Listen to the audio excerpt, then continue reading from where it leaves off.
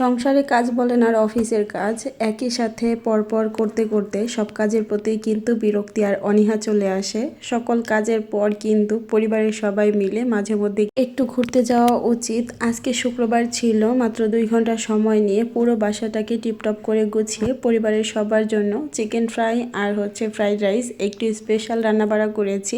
দুপুরবেলা মজার মজার খাবার খাওয়ার পর আবার পরিবারের সবাই মিলে গিয়েছিলাম বাহিরে ঘুরতে। আজকে গিয়েছিলাম কুমিল্লা বৌদ্ধ মন্দিরে, তারপর গিয়েছিলাম আমার হাজব্যান্ডের অফিসে। আমার হাজব্যান্ডের অফিস হচ্ছে কুমিল্লা নতুন বিশ্ববিদ্যালয়, একদম পাহাড়ে ঘেরা চারপাশ, এত সুন্দর আর শান্ত পরিবেশ, না গেলে আসলে বোঝাই যায় না। আজকে আপনাদেরকে সাথে নিয়েই সেখানে ঘুরতে যাব। আসসালামু আলাইকুম, কেমন আছেন প্রিয় অপরা? আশা করি আল্লাহর রহমতে যে যেখানে আছেন সবাই অনেক অনেক ভালো আছেন এবং কি সুস্থ আছেন। এই যে কাজের শুরুতেই আমি বিছানাটা সুন্দর করে গুছিয়ে নিচ্ছি। সকাল তো হয়েছে সেই ভোর 6:30টায়। সকালবেলা ভাত আর গরুর মাংস রান্না করেছিলাম, সেটা দিয়ে সবারই সকালের নাস্তা হয়েছে। এরপর আমি কিছুটা সময় আবার ঘুমিয়ে গিয়েছিলাম। আমি একটু অস্থিরতার কারণে রাতের বেলাতে ঘুমের মেডিসিন নিয়েছিলাম। আসলে ঘুমের মেডিসিন না, ওটা মূলত অস্থিরের মেডিসিন। আর এই মেডিসিনটা নেওয়ার পর রাতের বেলাতে খুব ভালো একটা ঘুম হয় এবং কি দিনের বেলাতেও যদি আপনি একটু নীরবে থাকেন তখন আপনার ঘুম চলে আসবে। তো আমি সকালবেলা নাস্তা করার পর বসে ভিডিও এডিট করছিলাম ফেসবুকের জন্য। তো তখন আমার এত পরিমাণ ঘুম চলে আসছিল, তখন ভিডিও এডিট করা বাদ দিয়ে, ফেসবুকে ভিডিও দেওয়া বাদ দিয়ে আমি পুরো ঘুমিয়ে গিয়েছিলাম। ঘুম থেকে উঠেছি আমি 12টার সময়। উঠে এখন আমি এই যে বিছানাপত্র গুছিয়ে নিচ্ছিলাম। এরপর ঘরদোরটা ঝাড়ু দিয়ে আমি চলে যাব কিচেনে। এখন আর ফার্নিচারগুলো ক্লিন করব না, কারণ গতদিন বিকালবেলাতেই আমি সমস্ত ফার্নিচার ক্লিন করে নিয়েছিলাম। আমার বাসায় যেহেতু ছোট বাচ্চা আছে, একদিক থেকে আমি ঘর গোছাই, অন্য দিক থেকে ঘর এলোমেলো করতে থাকে। সব থেকে বেশি এলোমেলো করে সুভানা বাবু। আমার পেঁয়াজ রসুনের যে শেলফটা আছে সেই শেলফ থেকে সবগুলো পেঁয়াজ রসুন ফেলে দেয়। দিনে যে কতবার ফেলে, আমি যে কতবার উঠাই তার কোনো হিসাব নেই।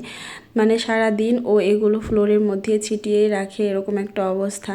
কিছুদিন ধরে এই অভ্যাসটা ওর খুবই হয়েছে, হয়তোবা কিছুদিন পর এই অভ্যাসটা চেঞ্জ হয়ে যাবে। তবে বর্তমানে এটা নিয়ে খুব বেশি প্যারায় আছি। এই যে এখন আমি ফ্রাইড রাইসের জন্য ভাতটা ফার্স্টে বসিয়ে দিব। আমি আজকে পোলাওয়ের চাল দিয়েই রান্নাটা করব। তো এটা তো প্রথমে ভাতটা রান্না করে নিতে হবে, তারপরেই ফ্রাইড রাইসটা করা হবে। তো আমি ভাতটা বসিয়ে দেওয়ার পর এদিক থেকে চিকেন ফ্রাইয়ের জন্য চিকেনটাও রেডি করে নিব। এরপর চিকেন ফ্রাইটা বসিয়ে দিব আর কি। তো আজকে যেহেতু শুক্রবার, রোজার বাবাও 12:30টার দিকে কিন্তু বাসায় চলে আসছে। সে বাসায় আসার পর আর বাচ্চাদের নিয়ে কোনো চিন্তা আমার করতে হয় না। বাচ্চারা তো বাবা পাগল বলতে পারেন। তো বাবা যেহেতু বাসায় চলে আসছে তখন আর মায়ের দরকার নেই, সারাক্ষণ তারা বাবার কাছেই থাকবে আর বাবাও তাদেরকে নিয়েই থাকবে। আর এদিক থেকে আমি রিল্যাক্সে কাজগুলো করে নিচ্ছিলাম আর আমার খালামণির সাথে ফোনে কথা বলছিলাম। এই যে চিকেনটা আমি কিভাবে ফ্রাই করছিলাম সেটার কিন্তু আমি পুরো প্রসেসটাই দেখিয়েছিলাম। তবে দেখলাম যে ক্যামেরাটাই আমার অন করা হয়নি, পরবর্তীতে ক্যামেরাটা অন করেছি। এখানে আমি মুখে বলে দিচ্ছি কি কি মশলা দিয়েছিলাম। এখানে হলুদের গুঁড়ো, মরিচের গুঁড়ো, ধনিয়ার গুঁড়ো, জিরার গুঁড়ো, গরম মশলার গুঁড়ো, টমেটো সস, স্বাদমতো লবণ, সেই সাথে অল্প একটু আমি লেবুর রস দিয়েছিলাম। সেগুলো দিয়ে খুব ভালো করে মেখে নিয়েছি। আর এখন আমি ডুবো তেলে চিকেনটা ফ্রাই করব। এই চিকেনটা কিন্তু ডুবো তেলে ফ্রাই করলেই বেশ ভালো লাগে। আপনারা চাইলে এখানে কিন্তু ময়দার যে কোটিংটা এখন সেটা করে নিতে পারেন, তবে ময়দার কোটিংটা খুব একটা বেশি ভালো লাগে না আমাদের কাছে।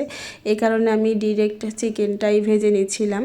আর একদম যখন লাল লাল হয়ে গিয়েছে সেই সময় আমি তেল থেকে উঠিয়ে নিয়েছি, কারণ এটা একদম মুচমুচে টাইপের হয়, খেতে কিন্তু মাশাআল্লাহ বেশ ভালো লাগে।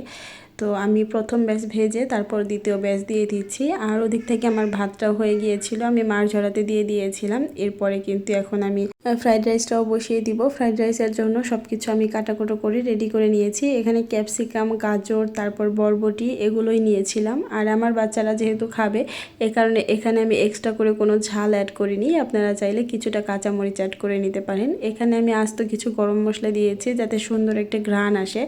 আমি যে একদম হোটেল স্টাইলে বা রেস্টুরেন্ট স্টাইলে করছি তা না, আমি ঘরোয়া উপায়ে সবসময় যেভাবে রান্নাটা করা হয় সেভাবেই করছিলাম। আমার কাছে সবসময় সহজভাবে রান্না রান্নাটা করতে বেশি ভালো লাগে। রান্নাটা যদি আমি বেশি ঝামেলাকর বানিয়ে ফেলি, আমার মনে হয় রান্নাটা সবথেকে কঠিন কাজ হয়ে যায়।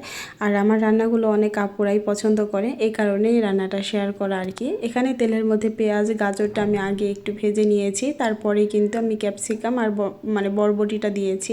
এটা দিয়ে কিছুটা সময় আমি নেড়েচেড়ে ভেজে নিয়েছি। এরপর স্বাদ মতো লবণ আর সামান্য একটু চিনি দিয়েছিলাম, এরপর টমেটো সস দিয়েছি। এরপর কিছুটা সময় নেড়ে চেড়ে ভেজে নিয়েছি, তবে অনেকটা সময় নিয়ে যে রান্না করেছি তা না, এটা মোটামুটি হাফ বয়েল হয়ে গিয়েছে, এরকম করে আমি রান্নাটা করে নিয়েছি। বাদবাকিটা কিন্তু ভাতের সাথেই এটা হয়ে যাবে। এখন এই যে আমি ভাতটা দিয়ে দিচ্ছি, আমার ভাতটা একটু ফুটে গিয়েছিল। একটু বলতে কি, আমি যদি একটা ছাঁকনিতে করে ভাতটা মাড় ঝরাতাম আর তাহলে ভাতটা বেশি ঝরঝরে হতো। আমি মাড় ঝরানোর পর পাতিলার মধ্যেই রেখে দিয়েছিলাম, এ কারণে কিছুটা আঠালো ভাব হয়ে এসেছে এই আর কি। এটা যদি আরেকটু ঝরঝরা হতো খেতে আরও বেশি ভালো লাগতো। ফাইনালি কিন্তু আমি এই সবজিগুলোর সাথে ভাতটা কিছুটা সময় ভেজে নিয়েছিলাম আর সুন্দর কিন্তু আমার হয়েও গিয়েছে।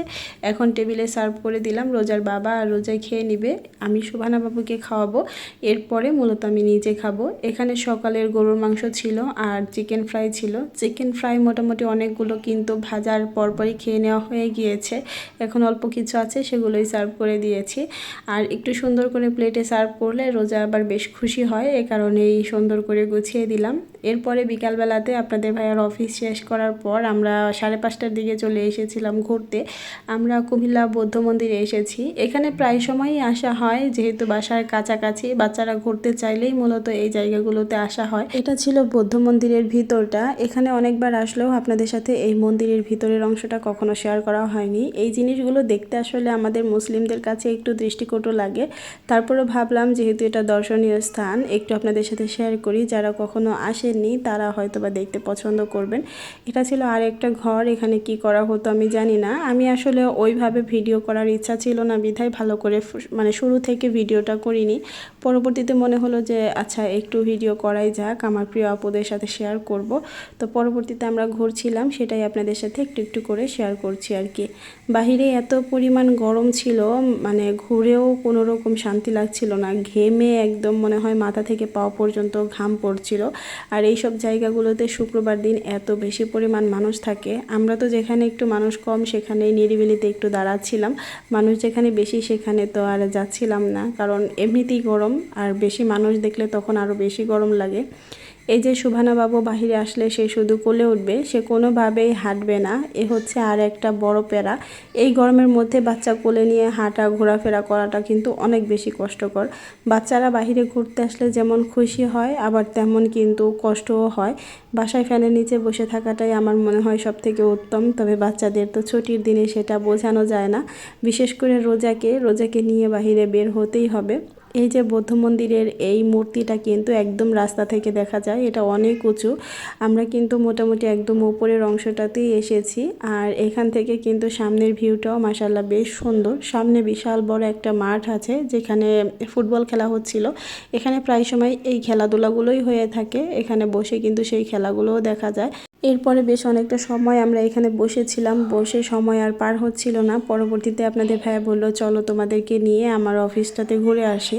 আপনাদের ভাইয়ার অফিস যেহেতু কুমিল্লা নতুন বিশ্ববিদ্যালয়, তো ওখানে যেহেতু নতুন বিশ্ববিদ্যালয় হচ্ছে আর সম্পূর্ণ পাহাড়ে ঘেরা, পাহাড় কেটে কেটেই মূলত ভার্সিটিগুলো বানানো হচ্ছে, ভার্সিটির কাজ করা হচ্ছে আর কি। তো বিশ্ববিদ্যালয় যেতে পুরো রাস্তাটাই কিন্তু পাহাড়ের মাঝখান দিয়ে, সেই সাথে বিশ্ববিদ্যালয়টা অনেক বড় একটা এরিয়া, এটার ভিতরটা কোনোভাবেই পায়ে হেঁটে ঘোরা সম্ভব না। তো এই যে আমরা ঘুরে যখন বেরিয়ে আসছিলাম তখন আপনাদের সাথে শেয়ার করছিলাম, কারণ আমরা সিএনজি নিয়ে গিয়েছিলাম, সেখানে রিক্সা তো কোনোভাবেই যায় না।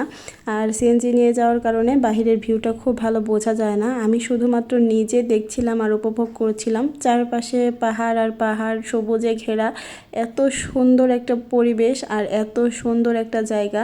এখানে আসলে ঘুরতে না আসলে বোঝা যায় না। এই বিশ্ববিদ্যালয় এরিয়াতে কিন্তু কাউকেই ঢুকতে দেয় না ওইভাবে, যেহেতু আপনাদের ভাই এখানে জব করে, তো তার তো আসলে সবসময় ঢুকতে পারবে, এই কারণে আমাদেরকে নিয়ে একটু ঘুরে এসেছে। চাইলে এখানে যে কেউ গিয়ে ঘুরে আসতে পারে না। তো এখান থেকে বেরিয়ে যাওয়ার সময় মূলত আপনাদের সাথে ভিডিওটা একটু শেয়ার করেছিলাম। আর পুরো বিশ্ববিদ্যালয়টা যখন আমরা ঘুরেছি তখন আর কোনো কিছুই ক্যাপচার করিনি। ওই যে বললাম আমি নিজে উপভোগ করেছি। আমি কখনো দূরে কোনো জায়গায় ট্যুরে যাইনি, আর আমার জীবনে কখনো কোথাও পাহাড়ও দেখিনি। এই কুমিল্লাতে আসার ফলে কিন্তু আমি অনেক অনেক পাহাড় দেখেছি। আর এই জায়গার পরিবেশটা সত্যি অসম্ভব রকমের সুন্দর। বিশেষ করে আমরা এখন যে জায়গাটাতে থাকি, আমাদের বাসার চারপাশ দিয়ে ঘোরার অনেক প্লেস এবং কি চারপাশেই পাহাড়ে ঘেরা। আর এই কারণেই কিন্তু যখন একটু সময় সুযোগ পাওয়া হয় তখনই ঘুরতে বেরিয়ে যাই, আর সব সময় ঘোরাফেরার মধ্যেই থাকি। তবে সব সময় ক্যামেরা বন্দি করা হয় না আর কি। তো এখন আমাদের অর্গানিক হেয়ার অয়েল নিয়ে কিছু কথা বলি। যেসব আপুরা ইতিমধ্যে আমাদের তেলটা ব্যবহার করে ফেলেছেন তারা তো আসলে জানেনি, তাদের কাছে নতুন করে বলার কোনো কিছুই নেই। তবে যেসব আপুরা ভাবছেন চুলের সমস্যার সমাধান কিভাবে করবেন, তাদেরকে বলবো একবার হলেও আমাদের রোজা হেয়ার অয়েলটি ব্যবহার করে দেখেন। আমি নিজের হাতে প্রাকৃতিক 35টি উপাদান দিয়ে এই রোজা হেয়ার অয়েল তৈরি করে থাকি। আমাদের তেল 100% গ্যারান্টি সহকারে আপনাদের চুলের সকল সমস্যা দূর করবে ইনশাআল্লাহ।